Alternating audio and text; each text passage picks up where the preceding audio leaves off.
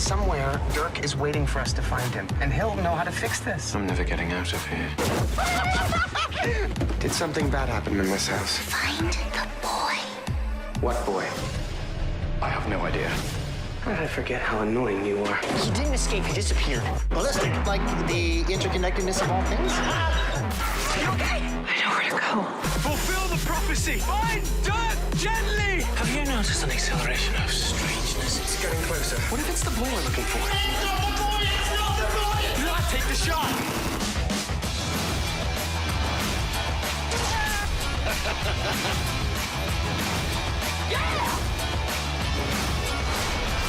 What did you guys do? Do you know Ken? This is gonna be a wild one! Dirk Gently's Holistic Detective Agency. New season premieres Saturday, October 14th at 9 on BBC America. Ladies and gentlemen, Samuel Barnett and Elijah Wood. Otherwise Hello. Hi, guys. Hello. Todd of Dirk Gently's Holistic Detective Agency. Guys, thanks so much for being here. Thanks for having us. Congratulations So different. I haven't been in the new space. Wait, you haven't? No, first time. It was crazy. old place last year, wasn't it? Oh, yeah. I thought it was, yeah, that's true. We You're now just set this built. up in It's January. It's all so new. Yeah. We took over the Tower Records, as Yeah. we were talking about, which you said you had spent some time in. Yeah, this is weirdly nostalgic. I was downstairs and there were these Tower Records posters, and I was like, why are there Tower Records posters? This is cool. And I was like, oh, it's the Tower Records building. Weird if we just loved Tower Records so much at Build that we're like, we're going just to put moved in. Tower Yeah. Records. They're like, why are those there? We love Tower Records, guys. We're never letting go. Guys, congrats. Season 2. Have you finished shooting it? You're all done? All done. All We've been done? done for about, what, A month? 5 weeks? Yeah. Something Now, like that? I have to ask, when I watch the show, I get a little lost. But, I mean, it all comes together in the end. Like, Landis brings it all together in the end. But he does start with all these sort of separate storylines where I feel like most shows in the pilot early on are like, these are how all these things are connected. I'm now going to separate them and then bring them back in the end. Yeah. He's like, no, these things are all not connected, and I'm going to bring them together by the end. Yeah, that's true. It's kind of a reversal of that idea. Yeah, he makes you work for it. Yeah. Which I don't think is a bad thing. I think it's the kind of show that if you want something that's going to challenge you and something where also you can sit back and just let it wash over you because you know you will ultimately find out what's going on, then this is the show. And also the characters, I think, are so strong that it doesn't require you to have to know everything that's happening as it's happening because you're kind of interested in the journey that these characters are on. And some of them are equally as confused as you as an audience member, and that kind of helps. It's not as if everyone else is, like, in on it. Well, your and you as an character's kind of that. Your character's kind of the gateway starting in season 1, Totally. where you're consistently like, what the hell's going on here? Exactly. Yeah. What's it like to sort of, do you recognize the character as a gateway into the story, or do you just try to stick to that as like the character himself? It's organic to the character, so it's certainly something that I recognize and understand, but it's not something that I feel like I have to play. He just simply is organically confused all of the time, at least in the first season, and very resistant to Dirk Gently and the things that he's telling him. He's still about. resistant, which is pretty great. He is, but he's also a little bit on board in the sense that he saw what Dirk told him was true. Essentially, everything that Dirk was saying about the way the universe works is true, and he saw that happen. So now he's on board and needs that to work to get his sister, which is sort of a part of Todd's journey in the second Yeah, season. they have a bit of a role reversal in season 2 in that Dirk has a real kind of existential crisis about his abilities and the danger that he keeps finding himself and his friends in because of his powers. And Todd is very much the one kind of having to pull him round and say, believe in this. You were the one who told me this works, so you have to follow it. Where do we find, talk about where we find Dirk at the beginning of the season, without, I guess, any spoilers, if you can. So, I mean, at the end of season 1, we had Friedkin essentially starting to round up some of these Blackwing subjects, Blackwing being the government agency that is trying to kind of hold these people and test them and essentially see if they can weaponize them, I guess, in some way. So, beginning of season 2, we've got Dirk trapped in Blackwing, who's been there for a couple of months, and they are just testing him every single day to try and find out what his really bad superpowers are, because they don't work very well. And Failing miserably. he's failing miserably. And also you've got Friedkin, who is not the brightest person, conducting all these tests. So the two of, it's just an epic fail for everyone. You guys ask Max where he, naming a character Friedkin, like why he did that or where he gets it from or anything like that? I mean, he's so film literate, and William Friedkin is like Oh, right, yeah. I haven't asked him that, actually. No. But I'm sure he is so specific about why he names characters the names that they have, and certainly references within the context of the material. So I'm sure there's a reason, and Friedkin makes sense. One of the things he does that I really like is he's really good at grounding his characters while also making them fairly self-referential to what's going on. Not just self-aware, but kind of like commenting on the genre and the things that are happening themselves, but somehow still, but not pulling us out of the story too hard. How is that for you guys as actors? Like, how do you play that? You're looking at me like he doesn't do that. No, he does. He does. I think there's so much that these characters are kind of constantly going through and being confronted with that it feels organic. I will say the thing about Max's writing, it's very specific, and it gives you, in the way that it's written, an incredible roadmap of how to play it and where it's supposed to go. It's some of my favorite dialogue to read and to play because it's so different from anything I've ever read before. There's a cadence and a rhythm to it that is actually quite different from character to character, and he's able to write them also specifically. So that helps all of us kind of find the voice and the sort of humor and the tone.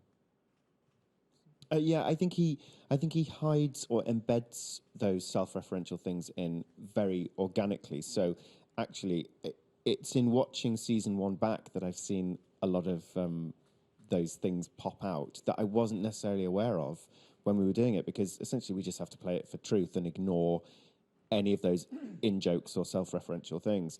There are a couple that are more obvious in season 2, but they're funny. They're purposefully on the nose. That it is a direct comment on what we're doing, and I like that. It's a genre thing. It's nice to be able to kind of sometimes step outside of it when you're playing it and comment on it. Yeah. Comment on the craziness a little bit. What's your favorite thing about playing Dirk? I love the kind of naivety and innocence that he has. He is. I know he is really annoying. I know people find him very annoying. I saw a tweet last year which was like, "I love this show, but Dirk annoys me too much to watch it." It's great.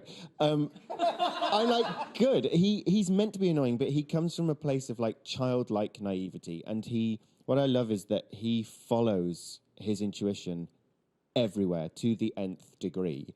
He needs people in his detective agency to help him and rein him in and stop him dying every time he steps out of his home.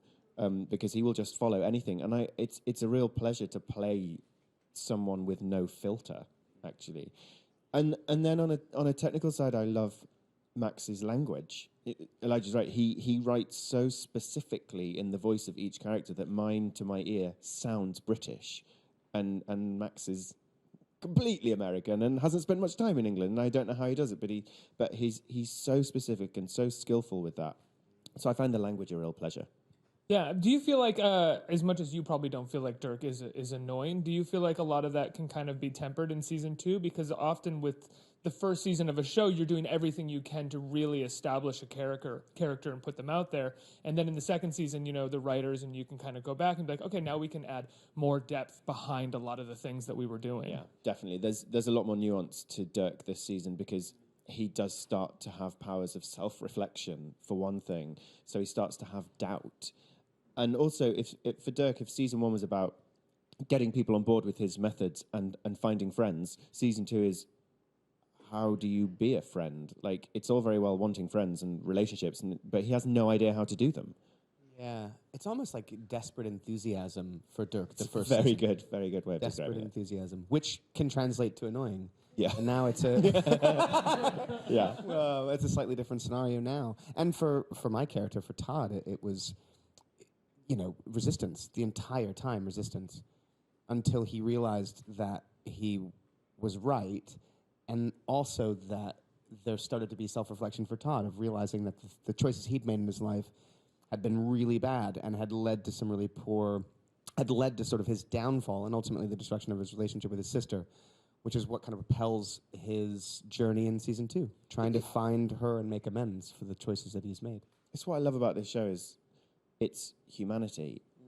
It's a crazy sci-fi genre-bending show with real human heart at the center of it. I think that's what keeps people wanting to watch it, and it's certainly what helps us connect to it when we're doing it. Well, any good sci-fi or horror movie of any kind, what drives the story forward is everything beneath that sci-fi plot that involves, human interaction, anything that people can kind of. It's why there's always a love story. It's like that's the one thing that people can be like, oh yeah, I like girls too. Like, I've never been murdered by a zombie, but I had a crush on someone. This works for me. Yeah. Well, you need that thing of where you can take the genre elements out of the piece and it still survives. Absolutely. Talk about some of the new characters that are introduced this season, if you can you? Well, there is a gateway character, because obviously we very much followed Todd into this world, and we meet somebody in season 2, Susie Borton, played by the amazing Amanda Walsh. She's incredible in the show. We're all a bit in love with her. She is our new gateway character, because she starts out as a very ordinary person living a very ordinary life, and Mother, wife. She's kind got of a job. shitty job. She's not particularly Shitty happy. husband, shitty job. Shitty husband, shitty job. Normal, not particularly happy in her life, but stuff happens to her, and she goes on the most incredible journey over the course of the season. It's my favorite character arc. And it is the character, you're right, that you immediately identify as being kind of the normal character that extraordinary things happen to. And there's some beautiful parallels that Max has written into the context of these scripts that play out, and they're there for you to see things that happen in episode 1. Yeah, even physical parallels. Absolutely, yeah. Things that happen in episode 1, season 1, that happen in episode 1, season 2, that are parallel. Really? Mm-hmm. Oh, that's so interesting. When you guys go into shooting this show, there is so much that you could focus on in terms of the plot, in terms of sort of keeping the story straight. But do you find as actors what you focus on is what we were just talking about a minute ago, which is like his relationship with his sister, his desperation for acceptance or friendship? Those are the things that you kind of cling to try to make the scenes work. Absolutely. Yeah, you can only go scene to scene, and you just have to play the stakes and the reality of that scene as it is. Especially with this show, I think it's impossible to take it as a whole. So yeah, and it's relatively easy to play environment things or things that are physically happening to you.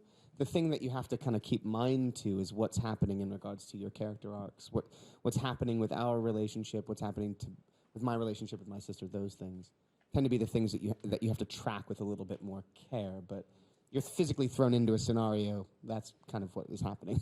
Because the scenario can be whatever, but it's like, what is my relationship with this person that I'm in this scenario with? Because you're not going to act up against the scenario for the most part. Right. No. Yeah, totally. And that's the important stuff. That's the stuff that you can properly connect with as an actor and an audience, the emotional stuff. What is it like, outside of the language, what is it like working with Landis? He's now this notorious figure. Notorious may not be the right word, but yeah, I guess he's like, he's kind of notorious and talked about a lot. Yeah, I mean, he definitely goes for it, I think. He helps to build that, yes. I think, to a certain degree. Yeah. I love working with Max. He's a brilliant writer. He has a brilliant mind. It's hard to keep up with him. It's hard to keep up with the pace for which his mind works. He pitches like a movie a day, from what I understand. Oh, a movie an hour. I think the one thing about Max is that he has so many ideas that we will be filming something and he will go, oh, it should be this. And you go, we didn't plan for that, so now we can't do that. And it's a shame because they're they're all great ideas, but he will always come up with more. Like, he is an ideas generator. That's what he does. And he, unfortunately, because of the confines of filming, he sometimes has to be reined in, which is a shame. How does he handle getting reined in? Yeah, really well. Yeah, really well. Really, really happy about it. Yeah, he sometimes forgets the process of making a TV show. It's just the individual processes, be it from the writing to the scaling down to the shooting and then the editing and then what happens in the edit. And it's amazing sometimes for us because we did it once and that was the first time for him, essentially. And we've done it again and it's still like things surprise him that shouldn't surprise him. Do you have an example of that? Yeah, I mean, I don't know. Should I say it's not that big of a deal. He sees an edit, and the first edit of anything, be it a film or, an episode of TV, is not great. It will never be great because it's There's heart sinking in Oh, your yeah, stomach. You watch it That's- and you go, we failed. it makes you straight away. sick, and it makes him sick the second time around because. But what's funny about that is he should know that the next edit with the music and the changes, it's going to get better, and it'll eventually be something that you love. He doesn't know that yet, but it's great. That's fine. The thing about him is that he's also constantly enthusiastic, and he's an awesome presence to have around on set.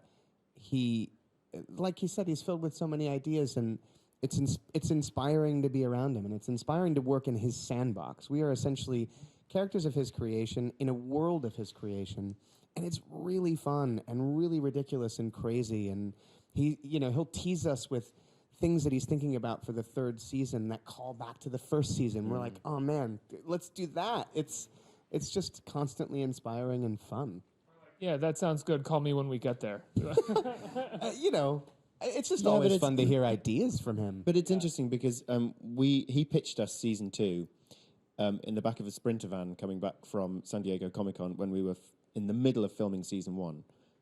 And everything that he pitched for season 2 is in the show. Yep. Everything. And I was like, oh, that's never going to happen. It's too was a ambitious. year ahead Everything of is in there. us shooting it. Yeah. And he's now pitched us season 3. And I'm like, great. Because I feel like whatever he pitches is probably going to end up happening if we get a third season. And it's very Crazy exciting. because I watch his pitches. Like he does pitches online a lot of times on YouTube, and I I love watch them. them And I'm so like, much. and I watch them. And I'm like, there's no way you're not making this up in the moment right now. Well, But I didn't realize that. It is partially true.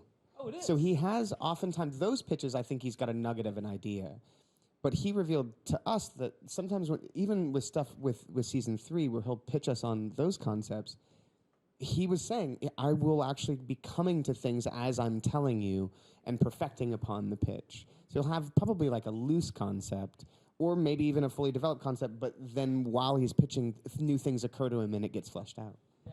Which is insane, but his brain works that way.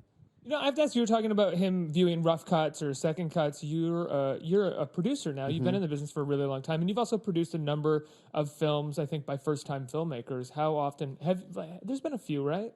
There's been a few, yeah. Yeah. The Boy, Craig McNeil's Right. film. How often have you been in the position as a producer where you have to say, like, don't worry, there's something here. Like, you've done a great job. We're going to build this out, and it's going to be great. First-time directors, I would imagine, have that feeling upon a rough cut of their feature debut. True, but oftentimes the first-time directors are in the edit and have sometimes more confidence about the first cut than maybe the producers do. It depends. You know what I mean? Like, the filmmaker might have ideas where they're like, this first edit is great, and it becomes that collaboration of working together to kind of find the film or fine-tune the film. But more often than not, I find that first-time directors aren't actually, when they see the final thing, they've been working on it. So their first cut or second cut is something that they're really excited about, not destroyed by. And it's sort of a combination of the two sort of parties working together to make that thing happen. And then there are some, honestly, filmmakers that you sort of step back away from, where you're like, you clearly have a vision. The Greasy Strangler is a good example of that. What could you possibly say With Jim Hosking? Like, we wanted to work with Jim because of his short films and his commercials, because he's clearly a visionary, and that's just a specific tone and pace that we couldn't have improved upon that. So you kind of just go, that's your thing. We'll give you some notes, but this is your movie. It's such an anomaly of movies that there's no way you could bring like an experience of like what movies should be to something like that. To that, which is so specific, exactly. What do you guys have coming down the pike right now? We're in post on a film called Mandy. That is Panos Cosmatos' new film. He wrote and directed Beyond the Black Rainbow. Have you seen that? So this is a revenge film with Nicolas Cage and Andrea Riseborough that we're in post on now. We're so excited. Did you ask Cage to do it when you worked with him on The Trust? Not- Which was also a really great movie from a few years ago. Thank you. No, not then.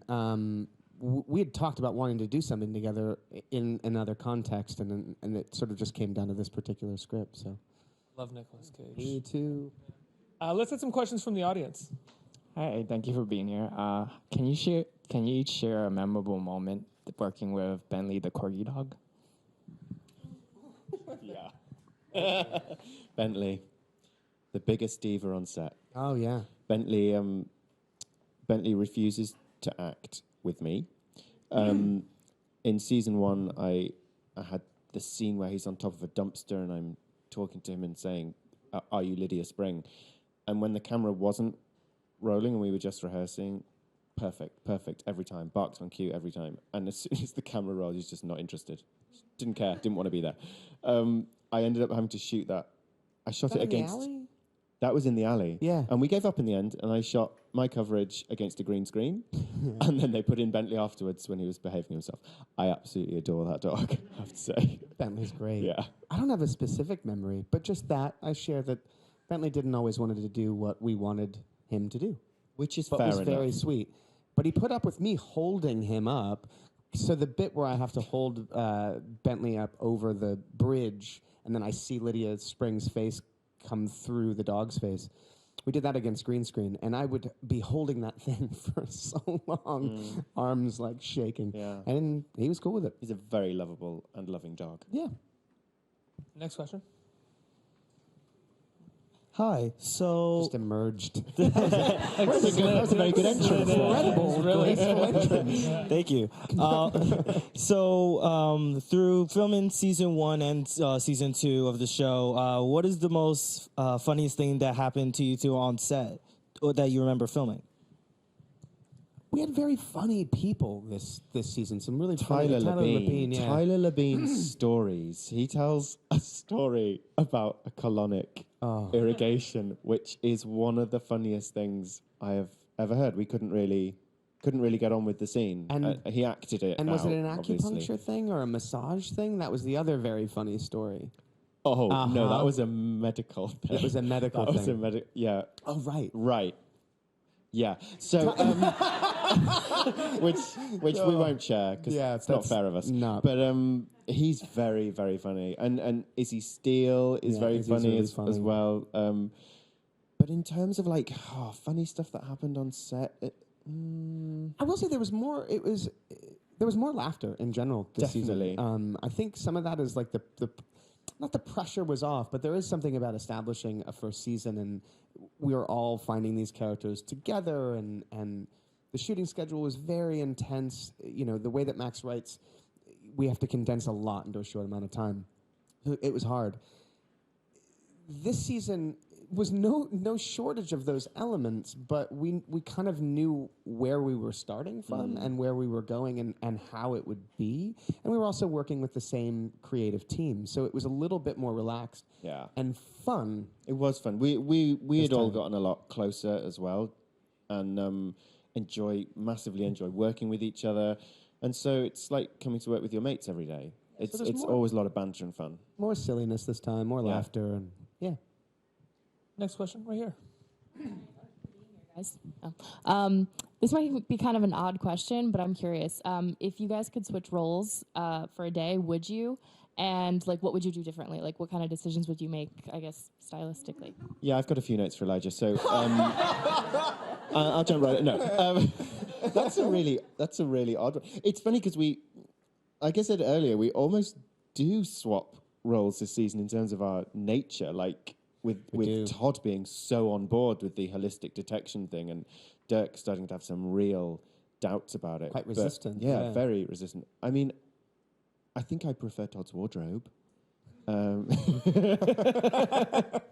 love Dirk's jackets. Don't get me wrong. Although they're amazing. the Iconic. Blackwing jumpsuit's pretty awesome. The Blackwing jumpsuit. I love a that- jumpsuit. It's an Give me okay a jumpsuit, it's but easy, you there know? were several different ones, and some of them chafed. I'm not going to lie. Some of them chafed. Oh, no, They really? were all slightly differently sized. Oh. But I'd love to play Farrah Black. Like, I'd love to swap with her one day. She's such a strong, amazing character. Yeah, and so idiosyncratic too, So especially this season. idiosyncratic. Yeah.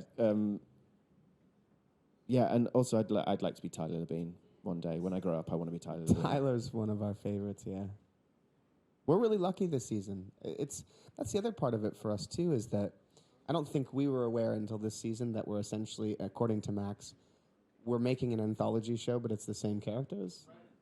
It's a new mystery kind of. And a whole new environment and a whole new group of people. And I think that really occurred to us this time around because we had a whole new cast of actors to work with. And Alan what a Tudyk what and a John joy, yeah. Hannah and like my some God. really brilliant And actors. coming Amanda, in. like, yeah, it was such a joy to see these wonderful actors bring these characters to life. and wanting to do this show with us. Yeah. Like thrilling. Yeah, really. being fans, some of them Yeah. fans of the original, of the first season. Yeah. And That said, you still have some great returning actors as well from the first season, like Fiona Dourif is God. still kicking around in Yeah. there.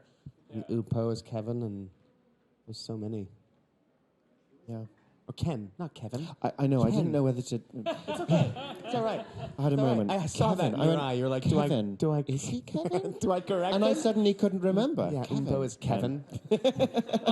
Guys, congratulations on the second season of the show. Thank you Premieres so Saturday, much. October 14th at 9 on BBC America.